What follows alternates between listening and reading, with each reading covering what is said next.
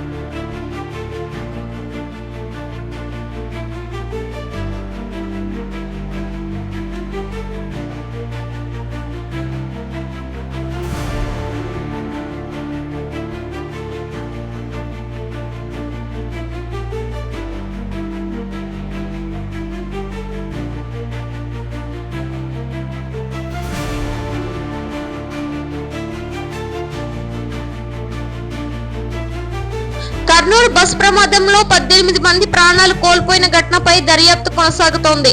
316 బస్సులపై రవాణా శాఖ చర్యలు. 3 రోజుల క్రితం కర్నూలు జిల్లా వెల్దుర్తి సమీపంలో జరిగిన ఘోర బస్ ప్రమాదం ఇంకా రాష్ట్రాన్ని షాక్ కు గురి చేస్తోంది. ఈ ఘటనలో ఇప్పటి వరకు 18 మంది ప్రాణాలు కోల్పోయారు. మరో 25 మందికి పైగా గాయపడి ఆసుపత్రిలో చికిత్స పొందుతున్నారు. ప్రాణ నష్టం వెనుక ఉన్న కారణాలపై రవాణా శాఖ పెద్ద ఎత్తున విచారణ ప్రారంభించింది. ఘటన జరిగిన 2వ రోజే అధికారులు తనిఖీలు ప్రారంభించారు. కర్నూలు జిల్లా వెల్దుర్తి సమీపంలో ప్రయాణికులతో వెళ్తున్న ప్రైవేట్ బస్సు ఘోర ప్రమాదానికి గురైంది. ఒక్క క్షణంలో బస్ మంటల్లో చిక్కుకుపోవడంతో పరిస్థితి మరింత విషాదంగా మారింది.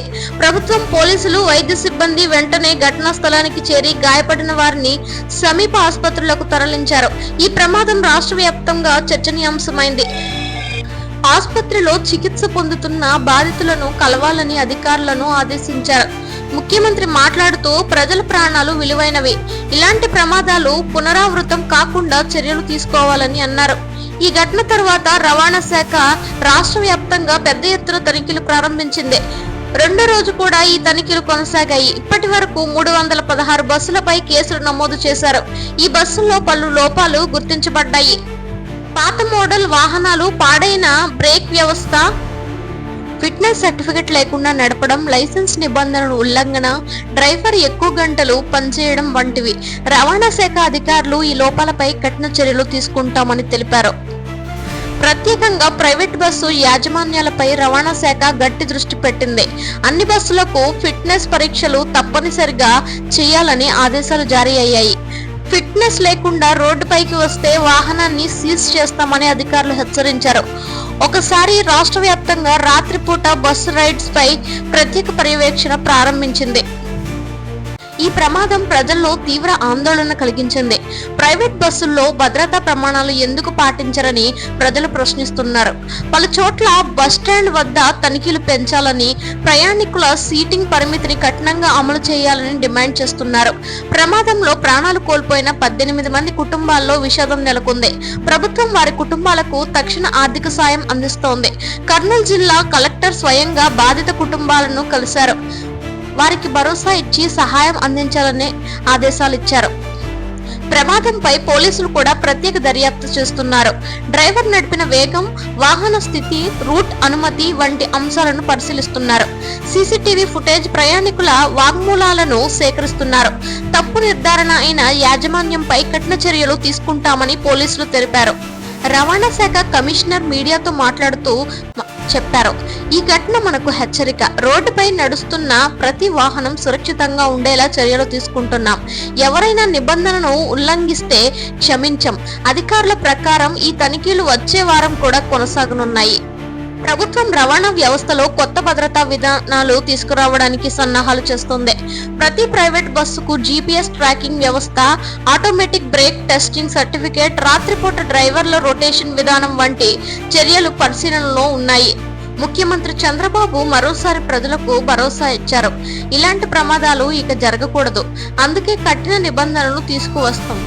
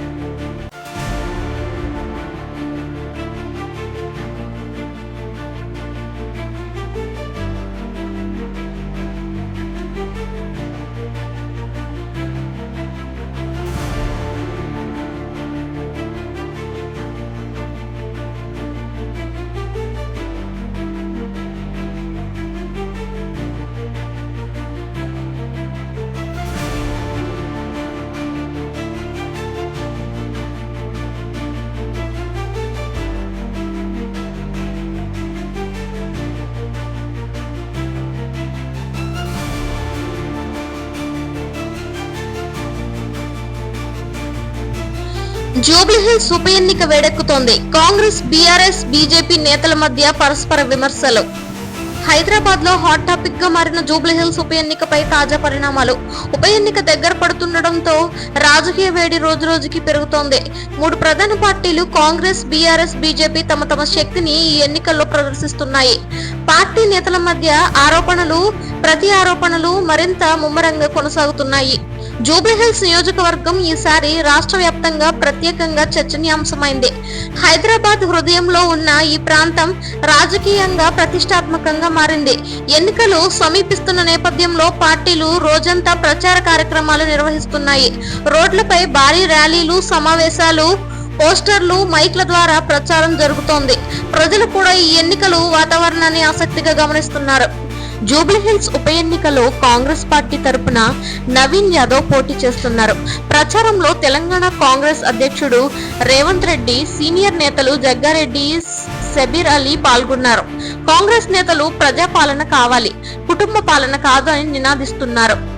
మహిళల కోసం ప్రత్యేక పథకాలు, యువతకు ఉద్యోగాలు, గృహ రుణ సబ్సిడీలు వంటి హామీలు ఇస్తున్నారు. కాంగ్రెస్ నేతలు బీఆర్ఎస్, బీజేపీ ప్రభుత్వాలను ప్రజలను మోసం చేసిందని విమర్శించారు. రేవంత్ రెడ్డి మాట్లాడుతూ ప్రజల నమ్మకాన్ని తిరిగి గెలుస్తామని చెప్పారు. బీఆర్ఎస్ పార్టీ ఈ ఎన్నికల్లో మాగంటి సునీతను అభ్యర్థిగా నిలబెట్టింది. ఆమె దివంగత మాజీ ఎమ్మెల్యే మాగంటి గోపీనాథ్ గారి సతీమణి. ప్రచారంలో బీఆర్ఎస్ అధినేత కేసీఆర్, వర్కింగ్ ప్రెసిడెంట్ కేటీఆర్, మాజీ మంత్రి హరీష్ రావు పాల్గొన్నారు. బీఆర్ఎస్ నేతలు మాట్లాడుతూ అభివృద్ధి అంటేనే బీఆర్ఎస్ గుర్తు అని చెబుతున్నారు. వారు గత ప్రభుత్వంలో చేసిన అభివృద్ధి పనులను ప్రజలకు గుర్తు చేస్తున్నారు.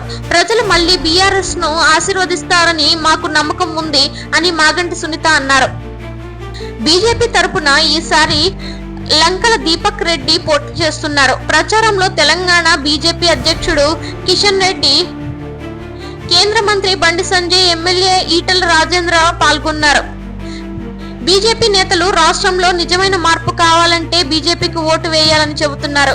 కేంద్ర పథకాలలో అభివృద్ధి సాధ్యమని, డబుల్ ఇంజిన్ ప్రభుత్వం వస్తే తెలంగాణలో వేగవంతమైన పురోగతి ఉంటుందని పేర్కొన్నారు. దీపక్ రెడ్డి మాట్లాడుతూ జూబ్లీహిల్స్ ప్రజలు మార్పు కోరుకుంటున్నారని అన్నారు.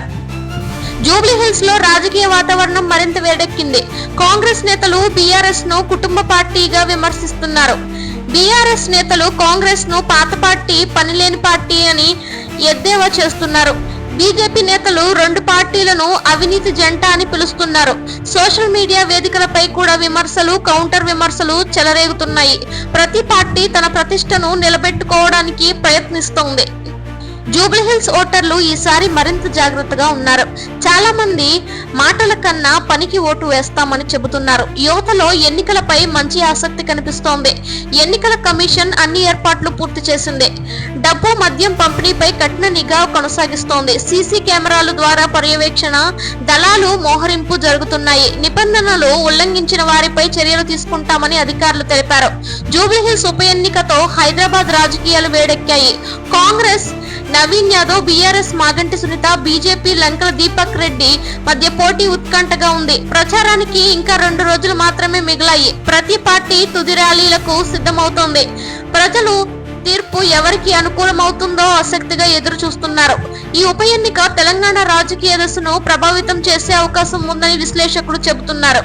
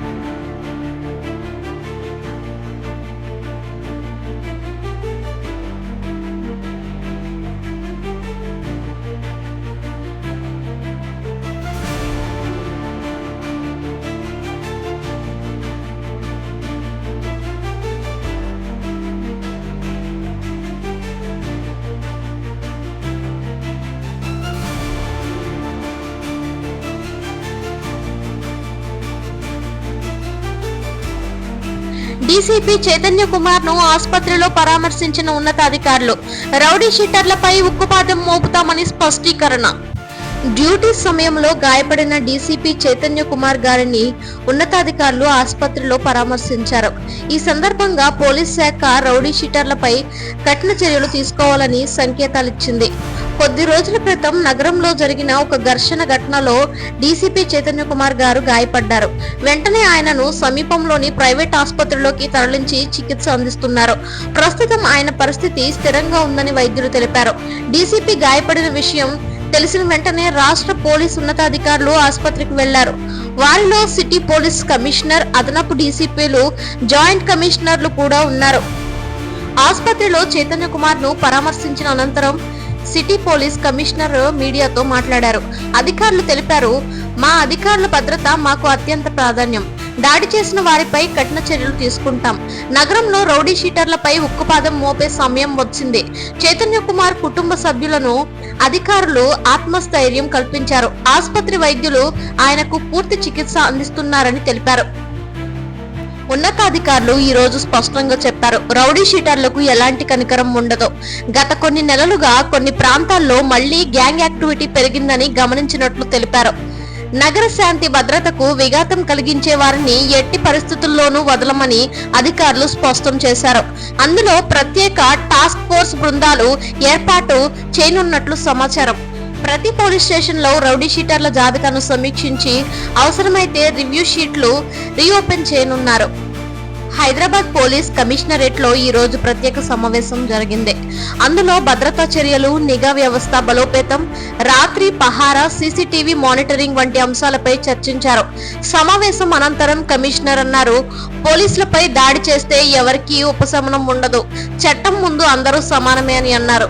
ఈ సంఘటన తరువాత నగరంలో పోలీసులు అప్రమత్తంగా ఉన్నారు. ప్రతి డివిజన్ లో రాత్రి పహారా పెంచారు. ప్రజలు కూడా పోలీసుల కృషిని ప్రశంసిస్తున్నారు. పౌరులు మాట్లాడుతూ, పోలీసులు మన కోసం రాత్రింబవళ్లు పనిచేస్తున్నారు. చైతన్య కుమార్ గారు త్వరగా కోలుకోవాలని కోరుకుంటున్నామని అన్నారు.